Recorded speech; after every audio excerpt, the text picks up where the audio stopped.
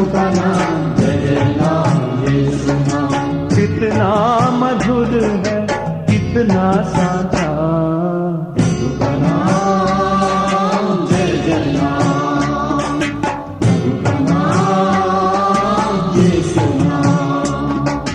कितना मधुर है, कितना साधा, प्रभु का नाम, जय जय नाम। प्रभु का नाम यीशु नाम। सभी को जय यीशु। चालीसा काल प्रभु के साथ 40 दिन की वचन साधना में आप सबों का स्वागत है। हम बाइबल के चारों सुसमाचारों में ये देखते हैं कि प्रभु यीशु पर विश्वास करने वाले हर कोई प्रभु यीशु की उपस्थिति को बहुत पसंद करते थे। उनके लिए वह बहुत आनंददायक थी। मेरे प्रिय दोस्तों, हम लोग उपवास काल में हैं। हम लोग जरूर ये सोचें कि क्या मेरा उपस्थिति दूसरों के लिए आनंद का कारण बनता है। आइए आज हम प्रभु का वचन सुने। प्रेरित चरित्र ग्रंथ से पाठ, अध्याय 14 अनुवाक्य 19 से लेकर। इसके बाद कुछ यहूदियों ने अंदेकिया तथा इकोनियम से आकर लोगों को अपने पक्ष में मिला दिया। वे पौलुस को पत्थर से मारकर और मरा समझकर नगर के बाहर घसीट कर ले गए। किंतु जब शिष्य पौलुस के चारों ओर एकत्र हुए तो वह उठ खड़ा हुआ और नगर लौट आया। मेरे प्रिय दोस्तों, ये वचन भाग पौलुस के बारे में बताते हैं। संत पौलुस प्रभु का वचन सुनाते और रोगियों को चंगाई करते हुए घूम रहे थे। प्रभु का प्रेम का संदेश दूसरों को दे रहे थे। तब अंदेकिया और इकोनियम के यहूदियों को यह बिल्कुल अच्छा नहीं लगा। वे वहां के लोगों को प्रेरित करता है और वे लोग आकर पौलुस को पत्थर से मारते हैं। इतना भारी मात्रा में पत्थर उनको लगा, वो एक मृतक व्यक्ति जैसे वहां गिर जाते हैं, गिर पड़ते हैं और वे लोग उनको घसीट कर वहीं कहीं छोड़ कर चले जाते हैं। लेकिन आश्चर्य की बात यह है, वचन में स्पष्ट शब्दों में ऐसे लिखा है कि जब उनके शिष्य लोग उनके पास आया तो पौलुस तुरंत उठ खड़े हो जाते हैं और दूसरे शहर जाते हैं। उनको ताकत और शक्ति मिलता है। इसका मतलब क्या है? जब कृषि लोग, उनके शिष्य लोग जब उनके पास आया, उनको शक्ति और ताकत वापस से मिल गया। मेरे प्रिय दोस्तों, हम लोग उपवास काल में हैं। हम जरूर ये सोचें, क्या मेरी उपस्थिति दूसरों के लिए आनंद का कारण बनता है?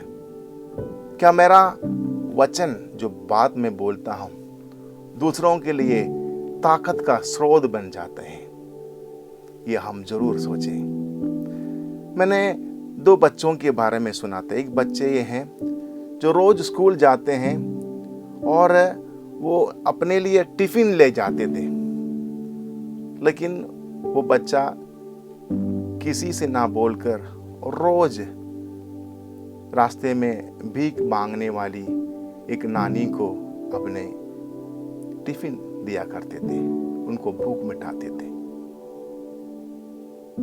एक दूसरा बच्चे का भी कहानी में घटना में सुनाऊं, जो बच्चा स्कूल जाते हैं लेकिन स्कूल के पास में है एक अनाथ आश्रम है।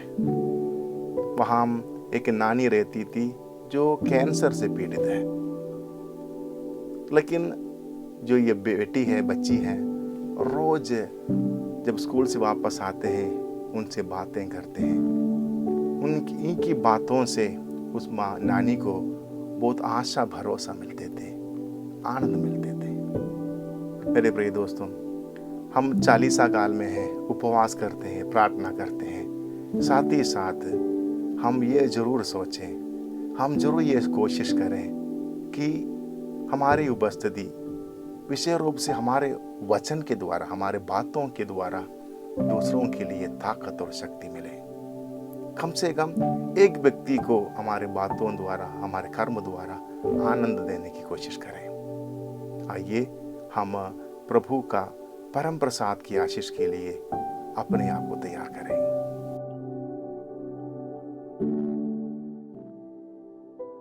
स्तोत्र ग्रंथ में हम पढ़ते हैं, मैं प्रभु की प्रतीक्षा करता रहा, उसने झुककर मेरी पुकार सुनी।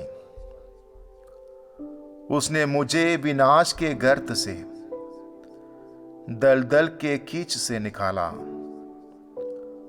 उसने मेरे पैर चट्टान पर टिकाकर मुझे दृढ़ कदमों से आगे बढ़ने दिया। उसने मेरे मुख में एक नया गीत, हमारे ईश्वर का स्तुतिगान रखा। बहुत से लोग ये देखकर प्रभु पर श्रद्धा और भरोसा रखेंगे। धन्य है वह मनुष्य जिसने प्रभु का भरोसा किया। हे परम प्रसाद में उपस्थित प्रभु यीशु, हम तेरी स्तुति करते हैं, तेरी आराधना करते हैं। तेरी अनंत कृपा हमें अंधकार से प्रकाश की ओर ले आई है। तेरे असीम प्रेम के लिए हम तुझे धन्यवाद देते हैं। आज के सारे काम काज, सुख दुख और आशा अभिलाषाएं तेरे चरणों में हम अर्पित करते हैं। विश्वास और उत्सुकता के साथ तेरी सेवा में लगे रहने की कृपा हमें दे। मन वचन कर्म से हर पल तेरी इच्छा पूरी करने की शक्ति हमें प्रदान कर। हे सनातन ज्योति सकलेश्वर, सच्चाई के मार्ग पर हमें ले चल। अज्ञानता के जाल में फंसकर पाप गर्त में पड़ने से हमें बचा। प्रत्येक व्यक्ति में तेरा अद्भुत रूप देखकर निस्वार्थ भाव से सबों की सेवा करने की कृपा हमें दे। पापियों को पश्चाताप, मृतकों को स्वर्ग भाग्य और धर्मियों को आनंद प्रदान कर। रोगियों को सौख्य और बेसहारों को आश्रय दे दे। हमें संसार की ज्योति और पृथ्वी का लवण बना दे। हे प्रभु, हमारी यह प्रार्थना है कि हमारा उपस्थिति दूसरों के लिए शक्ति और ताकत का कारण बने। हमारा हर एक वचन और कर्म लोगों को शक्ति और ताकत दिलाएं। ये प्रार्थनाएं करते हैं हमारे प्रभु यीशु क्रिस्त के द्वारा। आमीन।